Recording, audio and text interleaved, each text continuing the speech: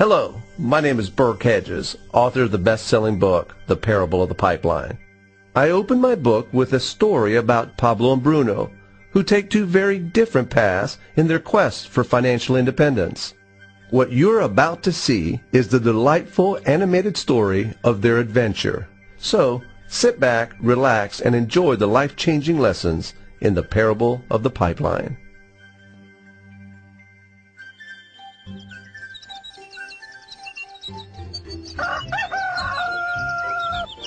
Far away, in a small village, near a beautiful valley, lived two friends, Pablo and Bruno.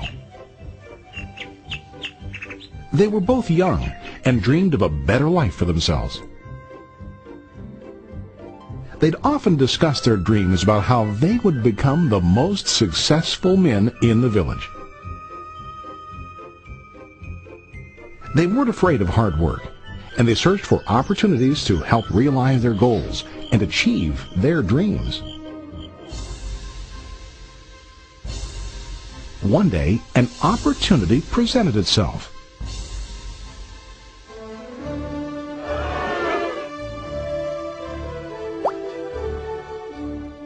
The mayor of the village decided to hire two people to bring water from a spring up on the mountain, across the valley, back down to the village.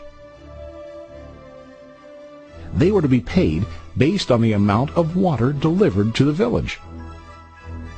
Bruno and Pablo enthusiastically got to work. Every day, from morning till evening, they carried buckets to and from the spring. They worked hard, carrying water to the village. In the evening, they'd return home with their day's wages.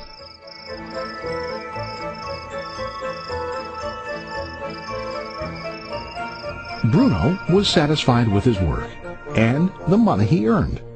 He was sure that with this work he could achieve his dreams. Bruno thought that to increase his wages he could use bigger buckets to bring more water each trip.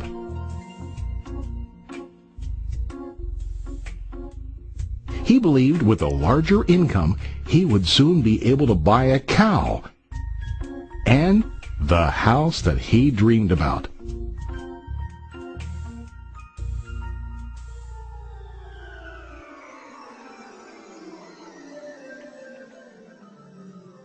Now Pablo was not satisfied. At the end of the day, his back and hands ached, and he was exhausted. He was looking for an easier way to earn more. One day an idea occurred to Pablo. He imagined building a pipeline to deliver the water from the mountain spring to the village. With this pipeline, he could get more water to the village without carrying buckets back and forth from the spring to the village. Soon, he got very excited about his idea and began to plan. Pablo, of course, shared his idea with his friend Bruno and asked him to join with him to work on and help build the pipeline. Bruno thought the idea was crazy. All Bruno could think about was what his money could buy today and how to get it quicker. He felt that building a pipeline would slow him down and delay him in achieving his goals. Instead, Bruno got bigger buckets and went more often back and forth fetching water.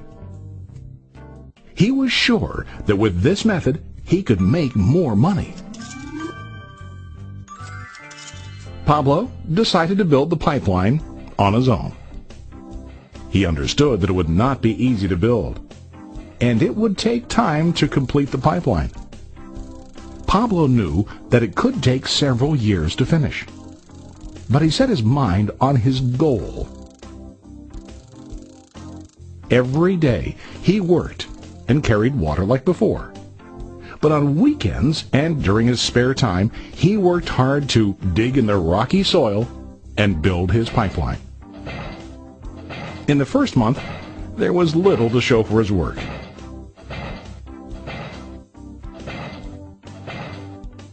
Bruno and the villagers laughed and teased him. They called him Pablo the Pipeline Man. During this time, Bruno's income doubled. He already bought a cow and a bigger house. His lifestyle changed. He now spent time after work in the bar, enjoying his hard-earned wages from delivering water.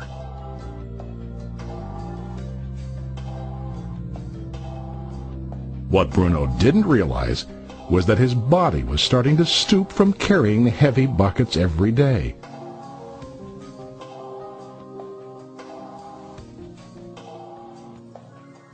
His face looked worn and his body tired. Soon, he began to carry less and less water due to the wear and tear on his body.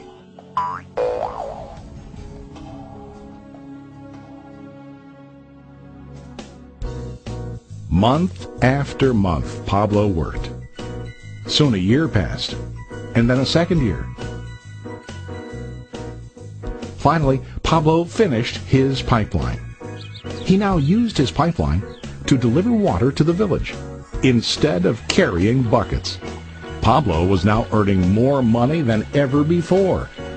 The water continued flowing to the village, while Pablo wasn't working. While he slept and ate, the water flowed. Pablo was happy and proud of his insight, persistence, and hard work.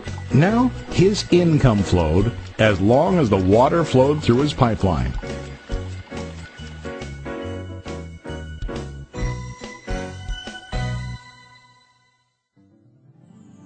The story of Bruno and Pablo is a reflection of life. Their jobs symbolize what most people do to earn money. Bruno gets his money using buckets.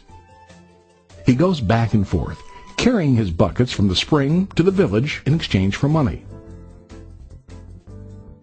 To increase his income, he either has to go more frequently to the spring or to use larger buckets. It's common in real life to increase our income by working harder. For example, working overtime or getting a second job. We also increase the size of our buckets by accepting a higher paying position, which often includes spending more time on the job. Most of us exchange time for money like Bruno. We know that every person has only 24 hours in the day and that it's not possible to use all our time to work.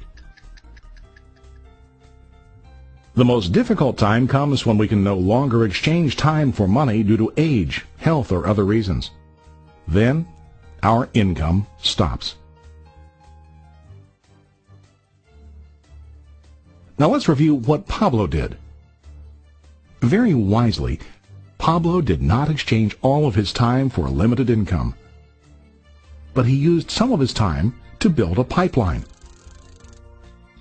He knew that the pipeline would bring ongoing income as long as the water flowed. An ongoing income that multiplied the time he worked each day. Pablo knew that someday, maybe because of age or health, he would no longer be able to exchange his available time for money. Pablo knew that if he could make his idea of a pipeline work, then he only has to do the hard work of building the pipeline.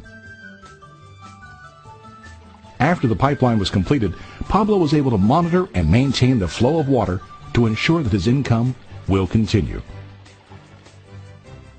Pablo has shown us that to earn an income, we don't always have to directly exchange time for money. There really are better ways. How about you? Are you still like Bruno, who directly exchanges time for money? Or do you want to be like Pablo, building and maintaining a pipeline for ongoing income?